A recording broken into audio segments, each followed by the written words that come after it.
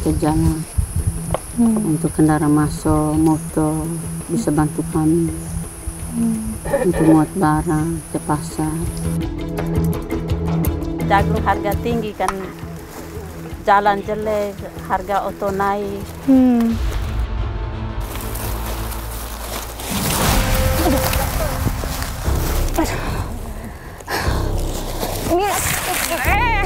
Ini bisa.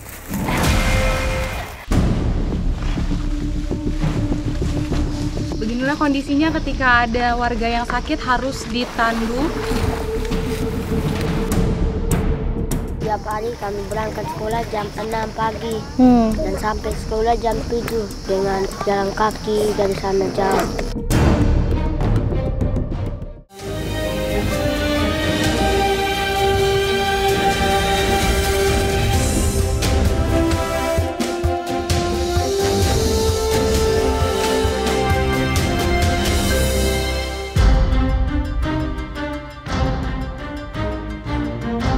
Ujung timur Kabupaten Nagakeo menjadi titik lokasi Desa Nataute yang bersinggungan langsung dengan Kabupaten Ende. Ya, dari 18 desa di Kecamatan Nangaroro, Desa Nataute lah yang terletak persis di sebelah Desa Tenda Ondo, Kabupaten Ende.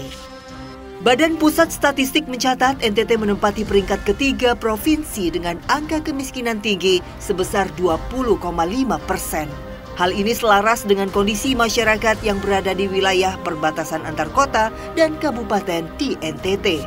Sebelum bertolak ke Nataute, saya terlebih dahulu berkomunikasi dengan pihak pemerintah desa. Terdapat 4 dusun di desa ini, 1 di antaranya hanya memiliki akses jalan setapak untuk bisa dijangkau, yaitu Dusun Malasera. Hal inilah yang menarik perhatian saya untuk datang ke sini. Sekarang jaringan sudah terputus, jadi saya sudah tidak bisa lagi berkomunikasi dengan pemerintah Desa Nataute. Nah, ini jalan terakhir sebelum memasuki jalan setapak. Jadi saya harus menanyakan dulu ke warga sekitar ke arah mana masuk ke Desa Nataute. Jalan aspal terakhir ini rupanya ruas jalan milik wilayah Kabupaten Ende. Setelah menelusuri jalan, saya bertemu dengan rombongan ibu-ibu yang rupanya baru saja dari pasar, usai menjual dan membeli barang keperluan mereka. Ibu-ibu ini ingin pulang ke Malasera dan saya pun turut bergabung agar tidak tersasar. Goreti dan saudara-saudaranya sudah terbiasa berjalan kaki puluhan kilo dari rumah menuju pasar, apalagi saat hari pasar seperti hari ini. Jadi setiap hari pasar, dalam seminggu sekali ini di hari Kamis ada hari pasar, ibu-ibu harus berangkat ke pasar dengan berjalan kaki sepanjang 10 km lebih. Dan ini nggak hanya untuk berangkat ke pasar aja, tapi mobilitas warga sehari-hari melalui jalan setapak ini. Entah itu membawa hasil panen dari dalam kampung keluar, ataupun digunakan anak-anak untuk mau ke sekolah. Jadi berdampak sekali akses jalan seperti ini kepada kehidupan warga yang ada di dalam Desa Nataute.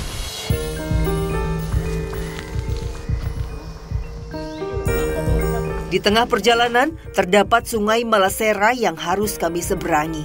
Beruntung, hari ini cuaca cerah, sehingga kami bisa melintas.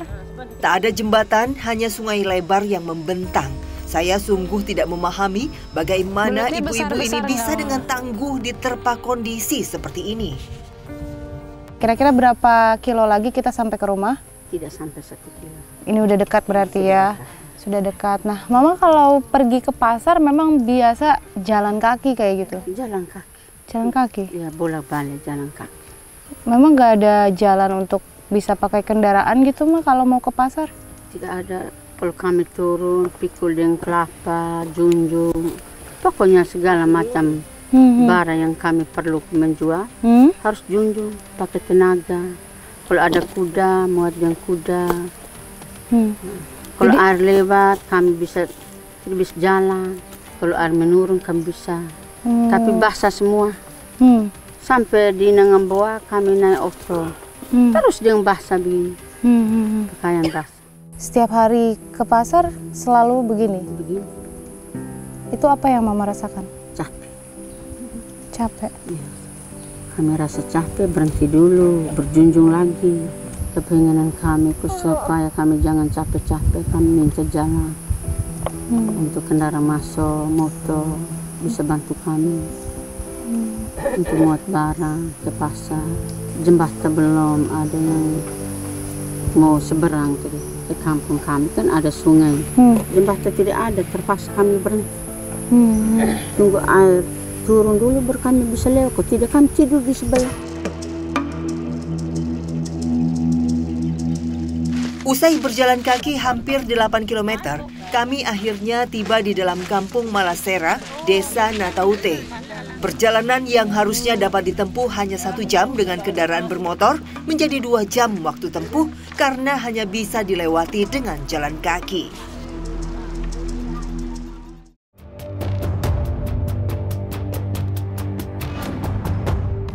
Kabupaten Nagekeo dikenal sebagai sentra penghasil jagung di NTT.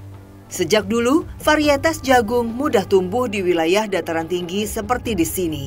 Awal tahun menjadi musim panen di wilayah Kecamatan Nangaroro. Namun, tak sedikit yang gagal panen karena terganggu hama dan curah hujan yang sedang tak menentu. Saya pun menghampiri kebun jagung di desa tetangga yang jaraknya tak jauh dari Nataute. Hamparan jagung seluas lebih dari 3 hektar di desa Odaute ini menjadi satu-satunya perkebunan jagung yang berhasil panen pada musim ini. Kebun jagung yang ada di sini berada di tanah yang sangat curam. Bahkan bisa dibilang di bawah sana itu jurang. Jadi ini kalau dilihat harus ekstra hati-hati, apalagi buat saya yang nggak terbiasa ada di kebun securam ini.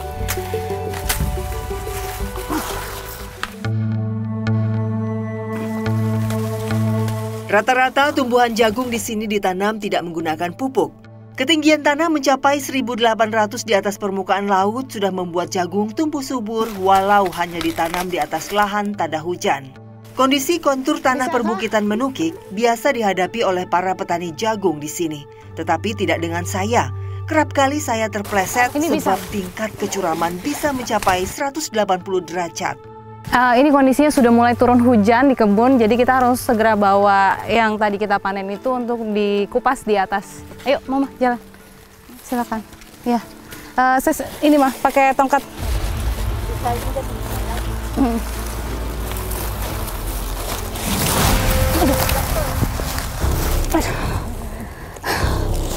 Ini, bisa. Bisa dibayangkan para petani jagung seperti apa perjuangannya di sini, apalagi di kondisi tanah curam yang seperti ini. Saya tidak sekali terpleset, ini udah yang kedua kalinya karena juga memang licin banget. Dan kalau jatuh itu sangat berbahaya, bisa tergelining ke bawah sana. Cuma kita siap-siap, lagi naik ya, bantu saya.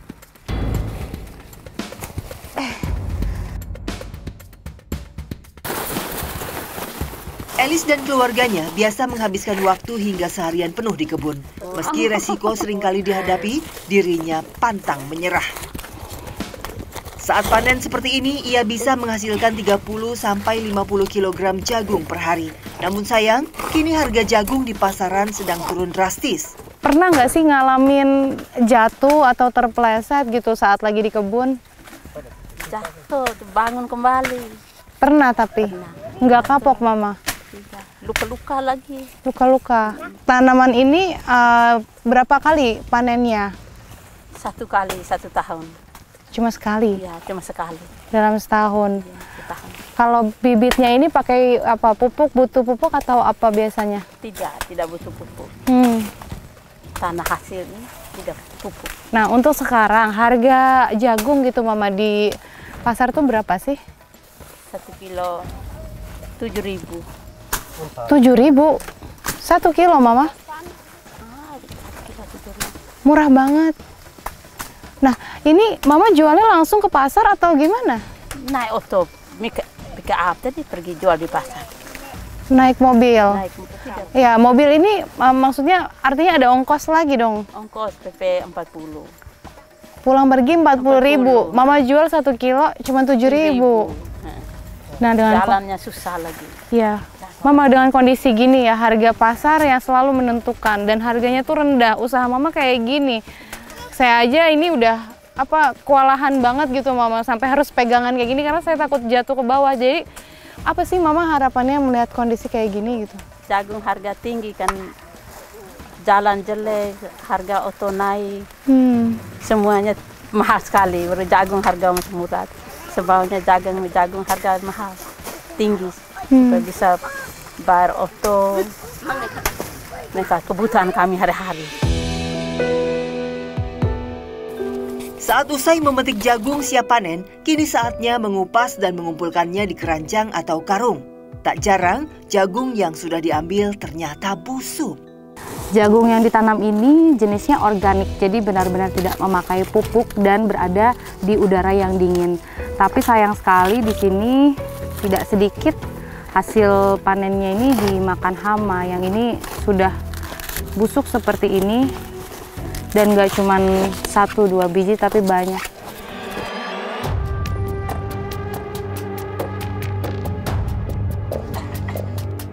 Hari ini Elis dan saudara-saudaranya hanya mendapatkan hasil 2 keranjang dan 1 karung jagung hasil panen.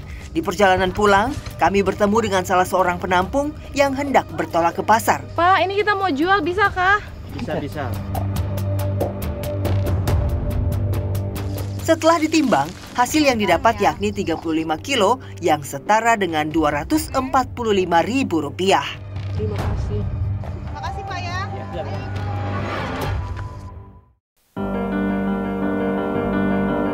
Selain untuk dijual, Elis dan keluarganya memanfaatkan jagung sebagai makanan pokok mereka.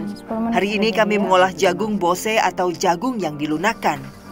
Nama jagung bose berarti jagung yang ditumbuk. Santan digunakan sebagai bahan untuk mengupas kulit airnya.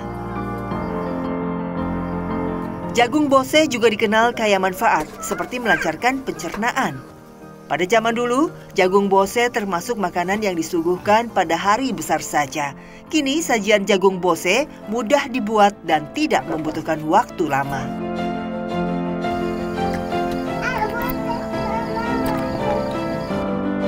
Ini namanya jagung bose.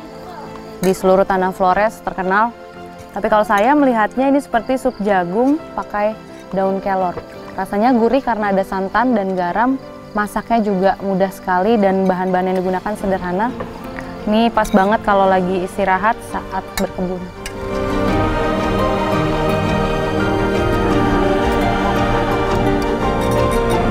Sudah habis ya, Bu.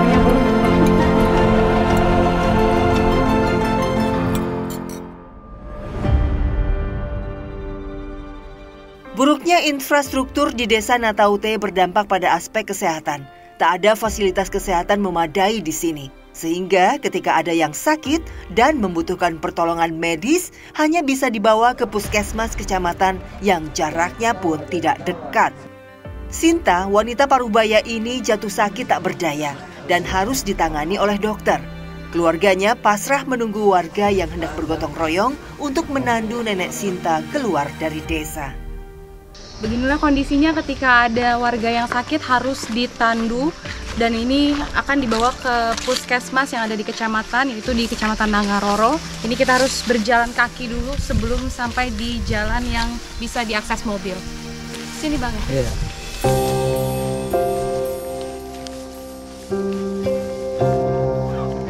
Perjalanan menandu ditempuh sekitar 10 km dengan memerlukan lebih dari 8 orang untuk saling bergantian memikul. Perjalanan kami membawa orang sedang kritis ditempa dengan melewati sungai dan jalan tanah setapak. Setelah hampir 1 jam, kami pun tiba di mobil pengangkut yang siap membawa nenek Sinta menuju puskesmas. Seharusnya perjalanan bisa lebih singkat jika terdapat infrastruktur memadai bagi warga. Sungguh perjuangan yang luar biasa yang harus dihadapi masyarakat Desa Nataute ketika dihadapkan oleh hal-hal yang bersifat genting. Nah, ini dari sini masih ada jarak sekitar 8 km lagi untuk tiba di puskesmas. Semoga Mama cepat tertangani di sana. Oke Pak, silakan jalan Pak. Hati-hati ya.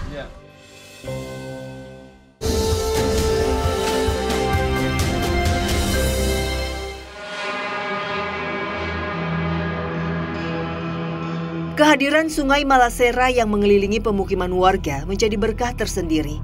Meski air terlihat surut, namun ternyata menyimpan banyak udang dan ikan di dalamnya.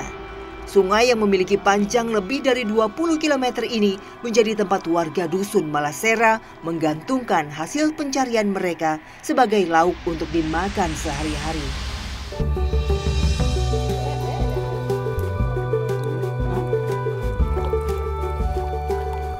Di bawah-bawah batu mungkin, Pak. Tak ada pilihan lain sebab pasar hanya buka di hari tertentu dengan waktu dan jarak tempuh yang amat jauh. Lepas saya, Pak. Dapat. Dapat. Ya, dapat. Kalau kata istilah ada udang di balik batu, ini kita melakukan dalam arti sebenarnya. Jadi memang tidak memakai alat pancing apapun, kita menggunakan tangan untuk merogoh supaya dapat ikan atau udang di sungai ini.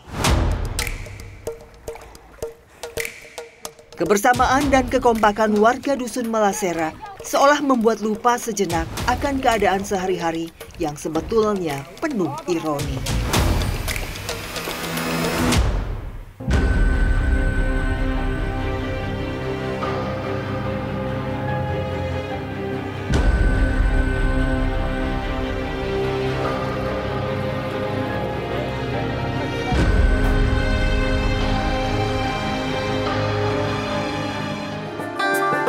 Hasil tangkapan hari ini ternyata lebih dari yang diperkirakan. Usai dibawa ke dapur, saatnya mempersiapkan bahan-bahan sederhana untuk dimasak.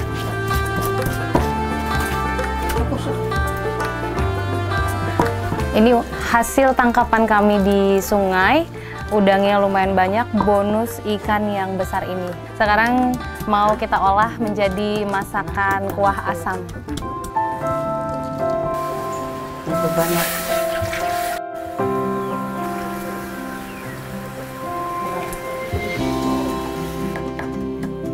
Semua bahan yang biasa digunakan masak oleh ibu-ibu di sini merupakan segala hal yang ada di kebun atau hasil alam yang bisa diolah. Kondisi seperti ini sudah dianggap biasa karena memang warga Malasera terisolir dari dunia luar.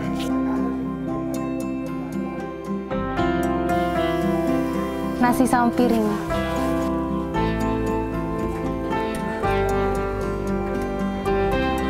Sudah. Selamat makan. Mama ini biasa mengolah kuah asam seperti ini? Biasa. Ya, biasa. Mama? Kan pakai daun asam yang daun. Ada duri itu. Lebih enak. Kalau pasar jauh, bawang putih, bawang merah tidak ada, kan pakai daun-daun di hutan itu. Bumbu? Ada, ya, yang lengkap bumbunya.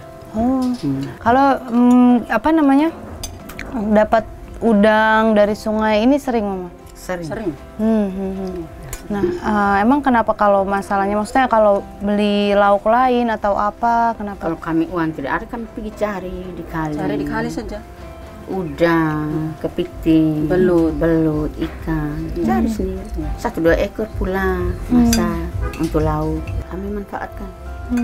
Makan itu apa adanya. Kalau tidak dapat udang apa segala macam, kami daun ubi, daun pepaya. Pokoknya ada daun-daun di hutan yang makan, kami makan.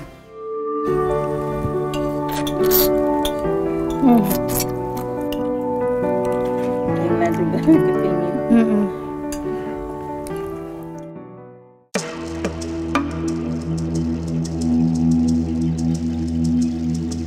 Pendidikan menjadi salah satu aspek penting yang menentukan masa depan bangsa.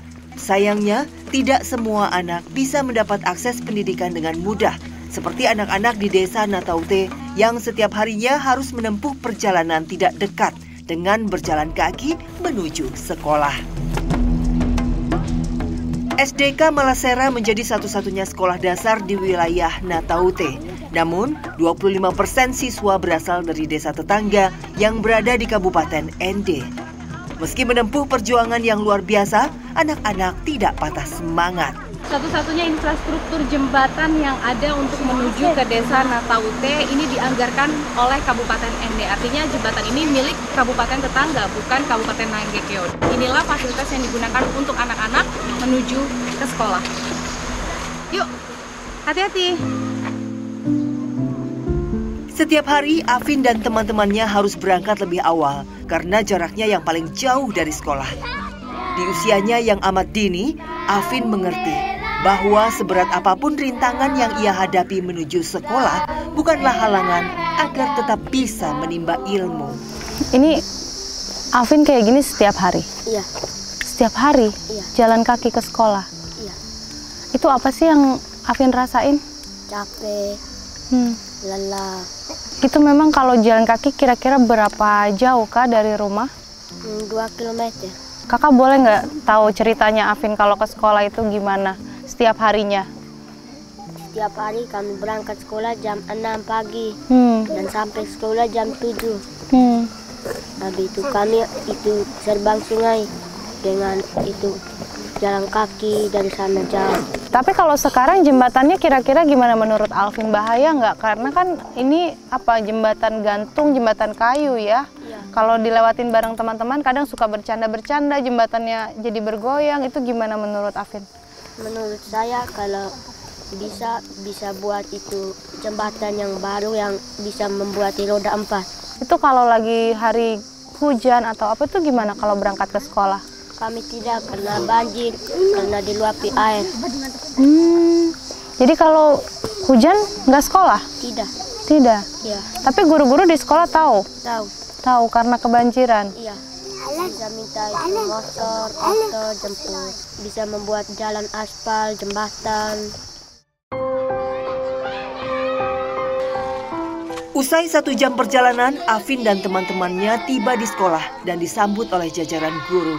Para guru memahami dan memberi toleransi bagi murid yang memiliki tempat tinggal jauh dari sekolah untuk beristirahat sejenak sebelum memulai kegiatan belajar mengajar.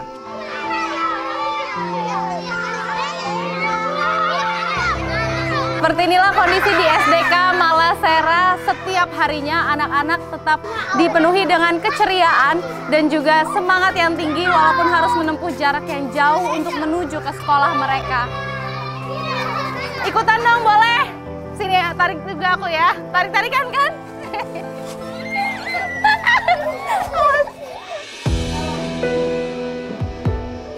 Sungguh semangat yang patut dibanggakan dari anak-anak di pelosok negeri. Meski dihadapkan dengan segala keterbatasan, tetapi mereka malah menunjukkan sikap pantang menyerah dalam mengemban pendidikan. Sebab sejatinya pendidikan merupakan hak anak-anak sebagai generasi penerus bangsa ini. Kondisi sekolah anak-anak sehari-harian, gambaran umumnya anak sekolah berjumlah 89 orang. Dari 89 orang, 75% itu siswa berada di luar Kabupaten Nagekeo, yang 75 itu dari Kabupaten Ende, sedangkan 25% dari Kabupaten Nagekeo. Biasanya mereka start dari rumah jam 5:30, tiba di sekolah jam 6:30.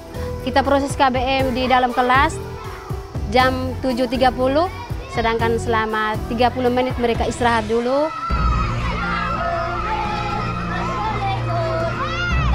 Justru dari akses jalan yang ada memang sangat berpengaruh.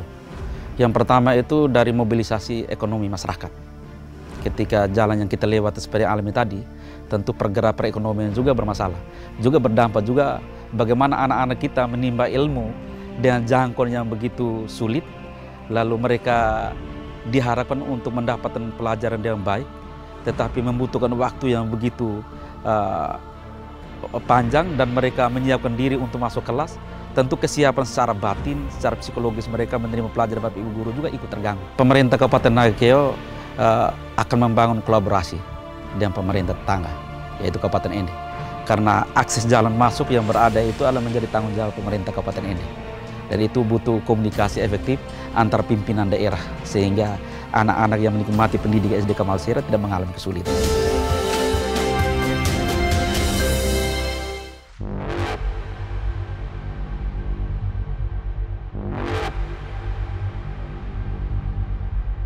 Tanaman penghasil bubuk yang dijadikan pengharum makanan atau biasa disebut vanili dulunya menjamur di kalangan petani desa Nataute.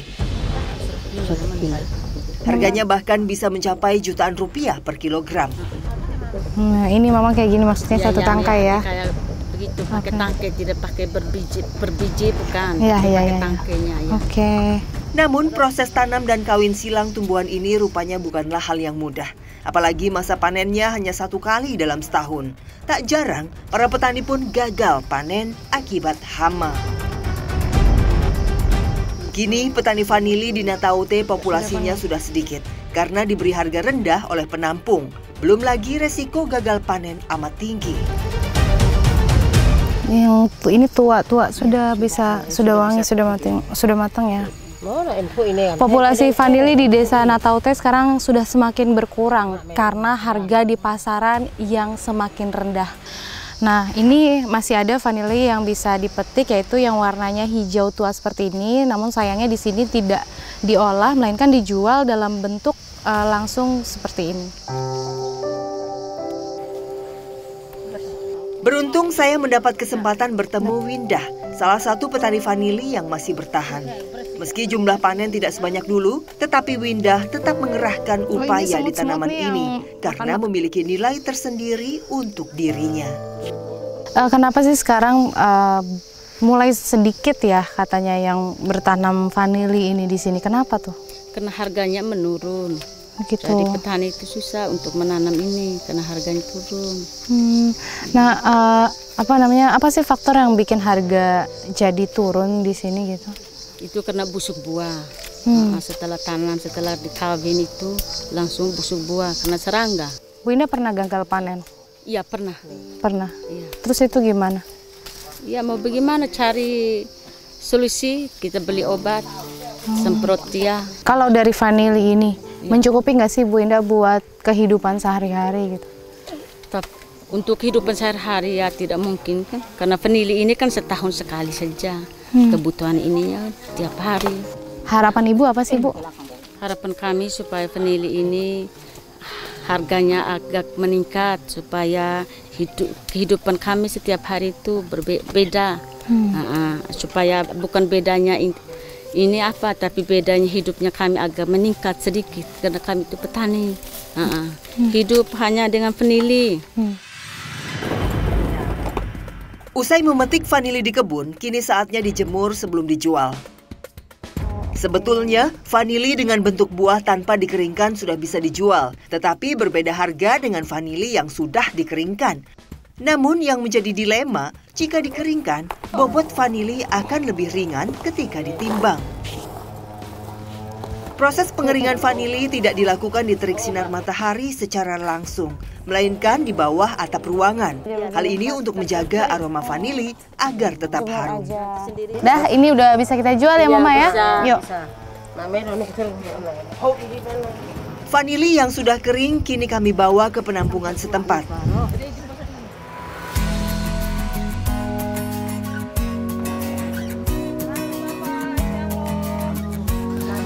Siang.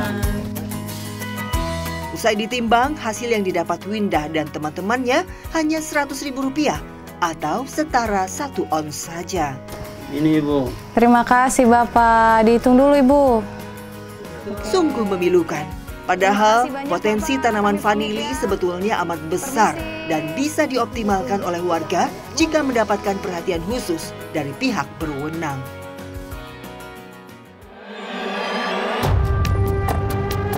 Untuk yang dialami masyarakat saya selama ini dijual sesuai dengan pasaran yang ada.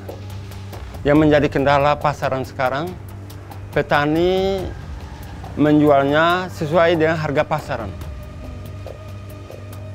Yang berikut, desa saya begitu jauh dari pasaran, tempat pasar, yaitu seminggu sekali warga ke pasar.